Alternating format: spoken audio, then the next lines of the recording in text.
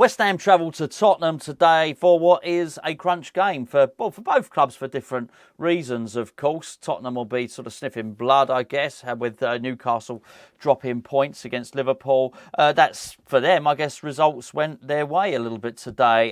For us, so today as I record it, yesterday, of course, as you're watching this, for West Ham, the results were absolutely awful. I think there's massive pressure on David Moyes now. I think it's not quite a must-win game against Tottenham. I feel it is. I feel we must, for momentum, go there and win. Mathematically, I think if we can get 4 points out of the next two games, great. But the time for me has passed for highlighting these games. So you look at Nottingham Forest, I think that's a winnable game.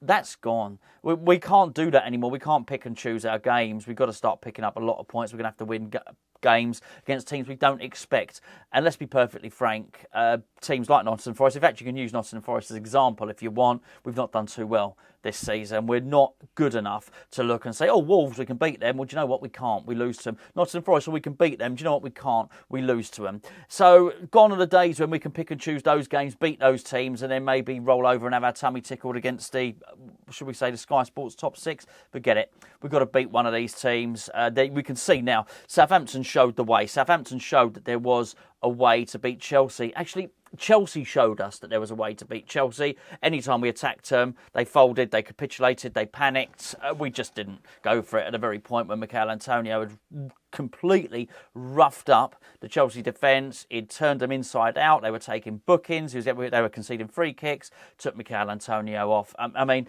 this is the sort of stuff that's now, you look at that and you think that was an opportunity.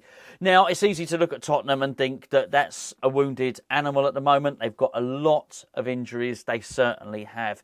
Now, because of the players that are missing, particularly Bentancur makes them tick. That's going to be a big miss for them. That's going to be a big loss for them. No doubt about that at all. Basuma would normally have come in and played in central midfield in that game. He's not available either. Højbjerg's been playing well in central midfield. Don't feel too sorry for Tottenham. They will be able to put a team together, and they'll put a team together that will take it to West Ham. I do believe so. Antonio Conte, I don't think is a massive factor in this one. I think there'll be almost a sense of relief that he's not there. If you saw, myself and Gio did a video last night, the assistant, Christian Stellini, I think his name is, he's taken charge. It's not just of Tottenham, but he's been with Antonio Conte for years. He's been his assistant for some time over numerous clubs. I think he's taken over when Conte's been unavailable on 5 occasions and won every single game. I think he allows them to be a little bit more expansive, actually. And you know what? I hear a lot of complaints from a lot of Tottenham fans that someone like Heung-min Son has been shackled. He's running backwards more than he's running forward.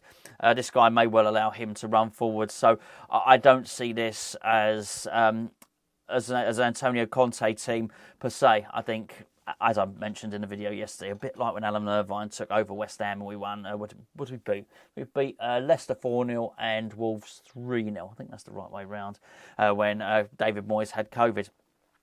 Look, the talking stops for David Moyes now. I've done a couple of videos over the last couple of days. Wouldn't have done those videos just to make it clear if David Moyes hadn't basically been sniping in those podcasts that he'd been doing. And when I looked back, I thought, actually, no, because there was the Graham Hunter one, then there was the Jake Humphries one, then there's the Diary of a CEO podcast, and then there was this most recent one.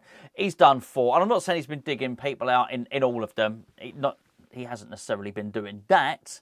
However, if he's going to pipe up and start it all again, I thought he might have learned by the time that he said that what he called us so-called experts because we chanted for Said Benrahma. That was a bit of a dig. He's had another one this time. I wouldn't have said anything about it.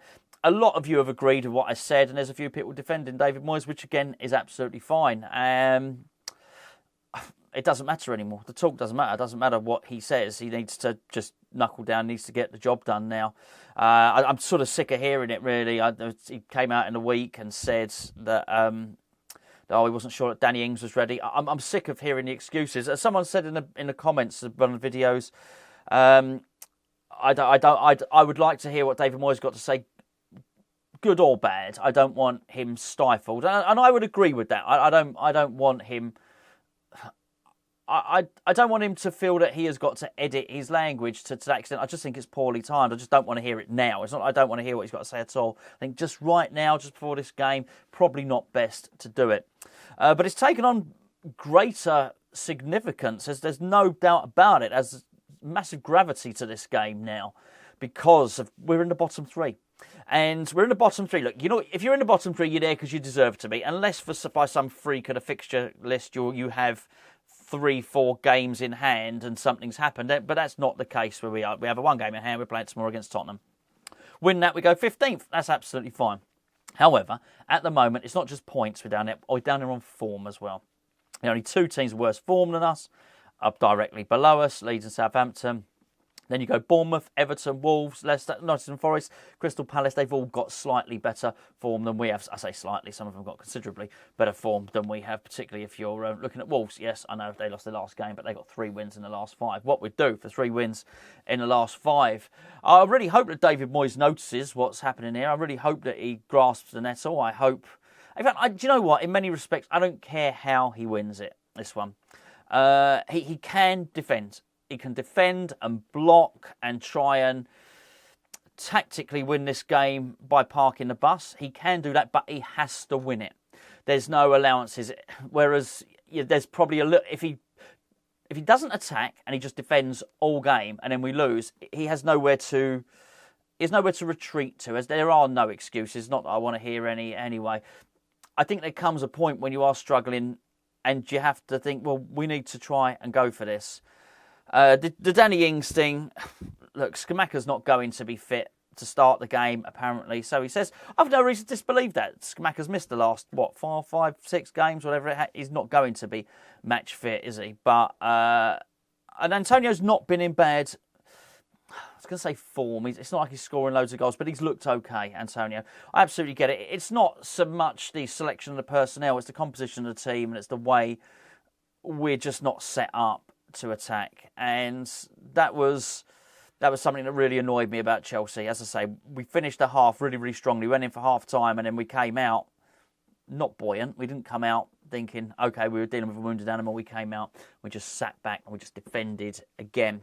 Don't think we've got any time for that. I honestly do believe, I really do, and I know that not a lot of people agree with this. I think if he loses against Tottenham and then loses against Nottingham Forest. In fact, I think if he loses against Tottenham and draws against Nottingham Forest, I think he's gone. But it could well be too little, too late. And there are a lot of people saying yesterday on a lot of platforms, oh, well, what would you do? Who would you replace him with? Well, I just think it's all. I'm not saying we shouldn't replace him if that happens. I think we probably should, but I wouldn't have chosen to do it now. As you know, if you're a regular watcher of the channel, I thought the time to get rid of him was before the World Cup. I really did. I thought it gave a new manager time on the training pitch, a new manager to assess what he needed in the January transfer window, and the club probably looked a little bit more attractive now. Well, back then, in November. Now it doesn't look attractive. I actually quite fancied trying to get Vincent Kompany. I thought he looked, and I've said it quite a few months ago, as you'll know. Vincent Kompany wouldn't come to West Ham now. Why? Well, because, to be fair, Burnley have probably got more chance of being in the Premier League next season. I'd like to see the odds, but they're running away with it in that Championship. Burnley are probably more likely to be in the Premier League than West Ham are. I just think you'd look at it. You wouldn't go to West Ham. Why would you? He's probably more, and even someone like Michael Carrick, who's, I think they're in 3rd position, possibly in the Championship. I think it might be Sheffield United who are in 2nd. Even Michael Carrick. Even if we offered, I'm not suggesting we should necessarily. I'm not even suggesting he's my choice.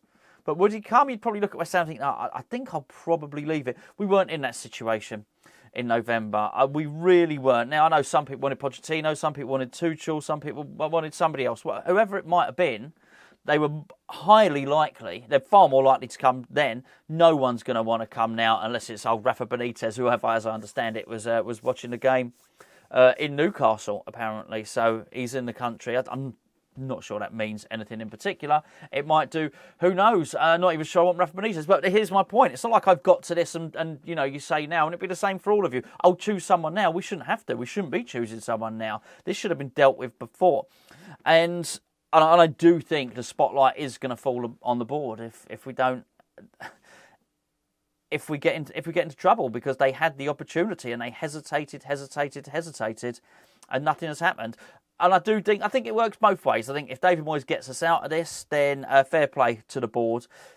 If they've stuck with the manager and he keeps us up, and then maybe one of the teams that have replaced their manager, well, actually, Leeds have replaced them. Well, Leeds have sacked their manager, Southampton sacked their manager, Bournemouth has sacked their manager this season, Everton. If one or two of those teams go down, West Ham stay up, and we haven't, then you've got to say, do you know what? Fair play, board, for sticking with it. However, if you're going to give them the credit, then you're going to have to really criticise them as well if it doesn't happen. Hopefully it doesn't, but this, for the board, for David Moyes, for the club, more importantly, this is a huge game. I don't want to hear David Moyes hinting that the West Ham are probably pretty much where we deserve to be at the moment. I don't want to hear it. I didn't think that's not why we moved to a new stadium. That's not why, you've got £300 million to spend, as I pointed out. Yes, it wasn't just the £300 million, by the way, as I pointed out to somebody else. It wasn't like we were paupers beforehand. Just before that, Pellegrini had been on a £100 million spending spree as well. The money we've lost on players like Haller and Vlasic and Anderson, we've wasted money. I don't know how many players we've got on £100,000 a week. I don't know. But we shouldn't be. That would be my counter argument to people that are supporting him and not supporting David Moyes, but supporting that actually he was right at West Ham. You can't. A couple of people have said you can't expect very much for £300 million. Well, it's not just £300 million, is it? It's all that other stuff that I've just mentioned as well. And I think you should get more than being down at the bottom where we are. So no more talk from him. I just wanted to get us out of it. We need to. That's it. Win the game. Win the game against Tottenham. We go into game against Forest with our tails up. That's what I absolutely want to happen. That time, when people were saying a while ago, and it was probably back in November, December, they almost wanted David Moyes to lose a game or two so as he gets sacked. That can't happen. That can't happen anymore. You can't be looking at this Tottenham game thinking, I hope we lose this game so David Moyes gets sacked. Well, we cannot afford to lose any more games just to prove a point and just so as the manager gets the elbow, basically. We can't afford it. We need every single point we can get. Look at the league. We're in the bottom three. We're in massive trouble. He's got to pull it out. No more talk, Moyesie. None. No more talk. No more podcasts ahead of today. No more excuses about Danny Ings or anybody else. You spent an absolute fortune. Get the players on the pitch. Win the game.